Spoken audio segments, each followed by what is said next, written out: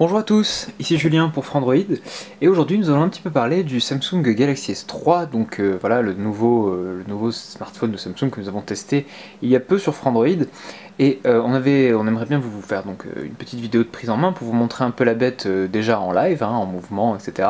Et aussi quelques petites fonctionnalités qui n'avaient pas été... c'était pas possible de vous les montrer sur un test papier, donc on va faire un petit tour.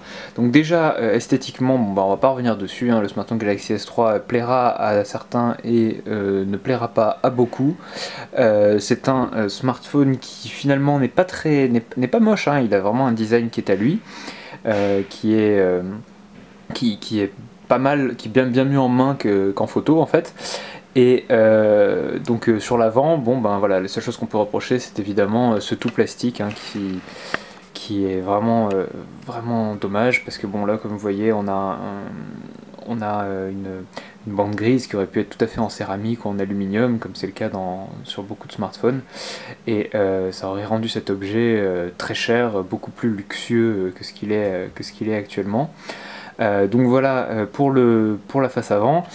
Du côté de la face arrière, c'est pas génial, parce que autant on peut s'habituer à la face avant qu'on regarde, mais la face arrière en plastique glossy prend des traces, il y a beaucoup de traces de doigts, de poussière, enfin bref, c'est pas du tout une matière agréable à toucher. En plus, c'est doux, c'est lisse, mais c'est pas, je sais pas, il y a une différence entre ce smartphone et un One S par exemple, qui est vraiment bien à prendre en main, ou un Sony Xperia S qui a aussi une très belle texture. Là, je sais pas, on a vraiment l'impression d'avoir un produit bas de gamme, alors qu'on est sur un des smartphones les plus haut de gamme du moment. Alors notez en revanche qu'on peut ouvrir ça. Donc la coque, on peut l'ouvrir en deux, ce qui est quand même assez rare sur les smartphones de 2012. Vous avez la micro SD, l'emplacement micro SD pour ceux qui veulent étendre la mémoire, ce qui est aussi très rare, un micro SIM et la batterie amovible, donc que vous pourrez changer. C'est une grosse batterie, 2100 mAh, que vous pourrez tenir très largement entre 16 et 20 heures sans problème. Enfin, on a fait des tests avec Ulrich qui en a aussi reçu un, et en fait oui, on a des screenshots qui vous prouvent qu'on a tenu 20 heures sur des grosses journées. Donc ce que vous pouvez voir, que vous avez déjà vu que j'ai passé mon doigt, c'est que Samsung a mis des espèces de bruits d'eau qui sont vraiment pas terribles. Donc voilà, il y a toujours cette petite pseudo-nature à l'intérieur. Bon, les bruits d'eau, ils vont vite vous lasser, j'ai laissé celui-là parce que c'était mignon, mais en fait c'est ridicule. Il y a surtout des bruits qui font ploc ploc ploc quand on appuie sur les touches. Enfin bon, bref, Samsung a un peu craqué là-dessus, mais c'est pas trop grave. Vous avez ici donc les petits les bandeaux, enfin les icônes qui vous permettent dans ce bandeau d'être lancé automatiquement. Donc par défaut il y a chaton, je sais pas si vous allez le lancer un jour. Donc si vous la mettez au milieu, voilà, ça ouvre directement le navigateur. Donc que vous dire, on va vous montrer des choses un peu intéressantes à voir en vidéo. Donc notamment on avait parlé du Picture in Picture, donc le Picture in Picture, what is it? D'abord je vais vous montrer le menu du lecteur vidéo. Voilà, donc comme vous pouvez voir, toutes les vidéos sont animées, donc bon, c'est sympa, voilà, c'est mignon. On va prendre la plus lourde, Big Bug Bunny en 1080p high profile. Donc voilà, donc là on a un beau film bien fait, voilà, vous regardez, machin, c'est cool, vous êtes dans le train, vous recevez un SMS, il faut que vous y répondiez absolument, mais vous voulez pas quitter votre film. Il vous suffit de faire sortir ce menu, d'appuyer ici, et hop, vous voilà arrivé sur l'interface du smartphone. Et là, vous pouvez voir ce que vous voulez, vous pouvez aller sur Twitter, vous pouvez consulter vos mails, vous pouvez voir vos notifications, enfin bref. La vidéo continue de se lancer, elle est parfaitement fluide, elle continue à la taille qu'elle était, vous pouvez la bouger sur l'écran. Il y a plein de... Enfin voilà, donc c'est mignon, il vous suffit de cliquer dessus pour la faire revenir en plein écran. Voilà, donc comme vous avez pu le remarquer, il y a eu quelques changements de luminosité en passant dans 3 programmes. Alors ça, c'est un truc qu'on reproche beaucoup à ce smartphone, c'est que la luminosité est... Enfin, j'ai l'impression que niveau software, ils ont complètement chié sur la luminosité. Vous voyez dans l'affichage, donc c'est pas notre faute, nous on a décoché la luminosité automatique, sinon ça serait pire. On l'a mis au maximum. Donc vous avez vu dans la vidéo, ça a baissé assez radicalement. Mais quand vous allez sur internet, c'est pareil. Voilà, donc là la luminosité a baissé sur le smartphone. Pourquoi parce que voilà, le niveau 3 des économies est lancé. Alors, donc vous voyez là c'est décoché, donc on l'enlève. Donc là on retrouve la luminosité native du téléphone, mais il vous suffit, bon peut-être pas de quitter une seule fois, pas peut-être quitter qu'une fois, mais par exemple, on va faire le test. Je sais que j'ai déjà pris une vidéo qui a mal fonctionné, il y a eu un problème, ça s'était enlevé, donc voilà, bon là c'est resté. Mais en gros au bout de 5-10 minutes, le paramètre s'en va et se remet en mode économie d'énergie, donc c'est assez insupportable, vous avez des changements de luminosité constants, et ça il faudra absolument que Samsung le corrige dans une mise à jour software, parce que c'est infernal, hein, ça change tout le temps. Si par malheur vous êtes au soleil et que vous voulez lire une page internet, ça devient complètement impossible parce qu'il s'est mis en économie d'énergie niveau 3, enfin bon bref. Voilà les genres de problèmes qu'on a rencontrés au quotidien après une semaine d'utilisation. Comme vous voyez sur un site, par contre l'écran, alors là c'est un vrai plaisir, hein, c'est vraiment du bonheur. Vous avez des images, elles sont magnifiques, les polices sont absolument lisses, hein, vous regardez, on peut zoomer au maximum, voilà, donc là vous avez des polices très très lisses, et à ce niveau de zoom on y voit encore, à ce niveau de zoom on y voit encore. Si vous avez un gros article bien écrit avec pas mal de texte, vous pouvez tout à fait lire à ce niveau de zoom sans aucun souci, hein. Il n'y a aucun problème, et vous aurez donc toute une page de prise sans aucun souci sur de gros articles. Donc voilà, donc ça c'est des choses très très plaisantes et qui sont bien sûr là grâce à la qualité de l'écran. Qu'est-ce qu'on peut vous montrer d'autre? On va vous montrer quelques petits gestes tactiles. Alors par exemple vous avez celui-là qui va vous permettre de prendre une capture d'écran. Bon, c'est pratique, c'est plutôt pratique pour les testeurs. Je ne sais pas si vous prenez des captures d'écran tous les jours. Vous avez dans la galerie, je vais vous la montrer, la galerie elle est là, on va prendre n'importe quelle photo. Voilà, bon, non peut-être pas ces photos là, bon, photo de la caméra. Voilà, moi j'avais pris une bouteille de lait, bref, je ne parlerai pas de cette bouteille de lait, mais elle a une histoire. Vous mettez vos deux doigts et vous penchez. Vous penchez vers l'avant, ça zoome vers l'avant. Vous penchez vers l'arrière, ça zoome vers l'arrière. C'est pratique, c'est assez sensible, ça marche bien, voilà. C'est le genre de choses qu'on a repéré dans le test qui sont vraiment sympathiques à l'usage. Donc ça c'était un peu gadget, mais vous avez par exemple le fait de porter votre smartphone à l'oreille pour répondre. Et pour appeler, c'est-à-dire que vous allez être sur la page d'un contact. Alors attendez, je vais trouver la page d'un contact qui n'est pas critique, notamment mon répondeur. Vous pourrez l'appeler si vous voulez, il est très gentil, il vous répondra. Donc voilà, donc vous avez mon répondeur. Bon, c'est pas comme ça que ça va marcher, hein, donc vous voyez, si je cache l'écran, ça va pas appeler, il va falloir vraiment mettre le smartphone à l'oreille pour que le monsieur appelle le répondeur automatiquement. Donc j'ai appuyé sur rien, vous avez vu, ma deuxième main était là. Voilà, donc blablabla. En plus, ça c'est même pas mon répondeur, vu que j'ai changé d'opérateur.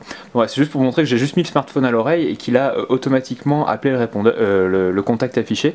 C'est vraiment pratique, hein, on dirait pas, mais à l'usage ça marche très très bien et on est vraiment content que ces mouvements soient là. C'est vrai, c'est intuitif, c'est naturel, et là pour le coup Samsung a fait un très très bon pari. Vous en avez pas mal, hein, il y en a une vingtaine. Donc retournez pour désactiver, donc par exemple le téléphone sonne, vous retournez le smartphone, ça va désactiver la sonnerie. Vous avez secoué pour mettre à jour, donc ça permet de rechercher les mises à jour si vous secouez, bon ça on l'a pas fait.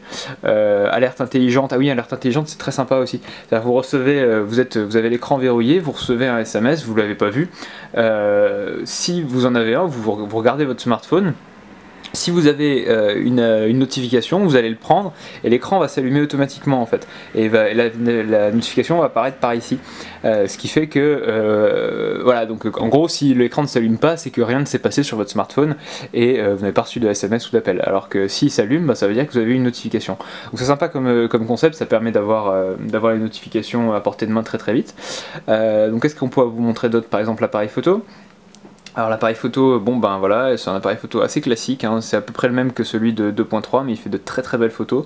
Donc en macro, vous pouvez voir qu'il fait un focus bien rapide et très très net de ce qu'on lui propose. Bon là il l'a pas vu parce qu'on est un peu trop près, mais voilà, là c'est par exemple c'est clair.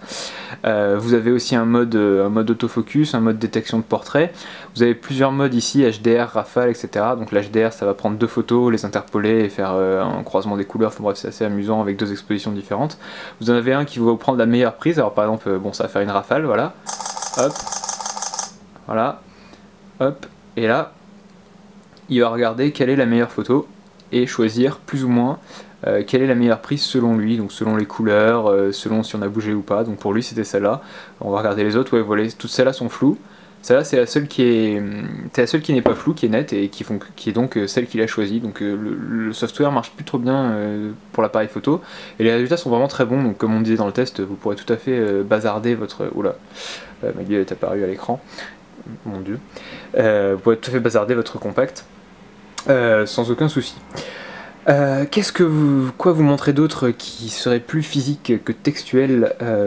On a par exemple, ah bah oui, le fameux S-Voice. Alors bon, S-Voice c'est assez amusant, bon, j'ai un peu parlé avant. Le gros problème qu'on a constaté, c'est qu'il réagit trop vite et des fois il comprend rien du tout, hein. Donc on a eu des exemples complètement farfelus sur certaines requêtes. Bon, après, si vous vous dites des trucs simples comme ça, regardez, configurer alarme pour 9h. Bon, elle a rien compris là, si. Ok. Je n'ai malheureusement pas compris. Merci d'essayer à nouveau. Bla bla bla. Salut Galaxy. Salut Galaxy.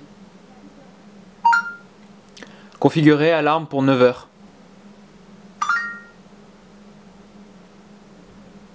Ok. Dois-je enregistrer cette alarme programmée pour 21H00? Oui, enregistre cette alarme programmée pour 21H00. Bien. Voici ton alarme de 21H00. Voilà, donc... Dois-je l'enregistrer? Oui. Donc comme vous voyez avec S-Voice, maintenant on se comprend bien, hein, on se parle, on a un peu les mêmes codes pour répondre, hein, on dit 21H00, tout ce genre de choses. Alors après il y a eu pas mal de trucs qui m'ont fait rire sur les réponses qu'elle a pu donner, enfin bref. Malheureusement c'est pas des réponses drôles comme celle de Siri, c'est des bugs, donc c'est horripilant et ça devrait pas exister, mais bon, on est obligé de faire avec, hein, quand on a ce smartphone, parce que Samsung n'a pas vraiment daigné peaufiner le français. Donc bon voilà, là par exemple oui voilà, je voulais une alarme pour 8h, il m'a écrit 2 heures pour œuf de 8h30. Voilà, donc ça c'est bien. Ici, désactiver les invites de la voix. Vous allez entendre n'a plus voix, invite d'os parler de vous. Ok, très bien. Tout à fait, une belle équipe de traduction pour Samsung France. On les remercie d'avance, on leur fait un petit coucou parce que par exemple, regardez, pour les screenshots c'est pareil. Hop, le capture d'écran a été capturé et donc voilà, voilà où sont les gens qui ne savaient pas écrire à l'école. Ils sont finis chez Samsung. Bon, quoi vous montrer d'autre? Par exemple le mini-journal. Ah oui, dans le mini-journal c'était un peu débile. Ce qui était amusant, enfin ce qui était physique à montrer, c'était Family History. Non, c'était pas Family History, on se plante tout le temps. C'est le dernier, donc il y en avait 3. La dernière application s'appelle My Story peut-être. Avec toutes ces stories en même temps, ils sont super chiants. Voilà.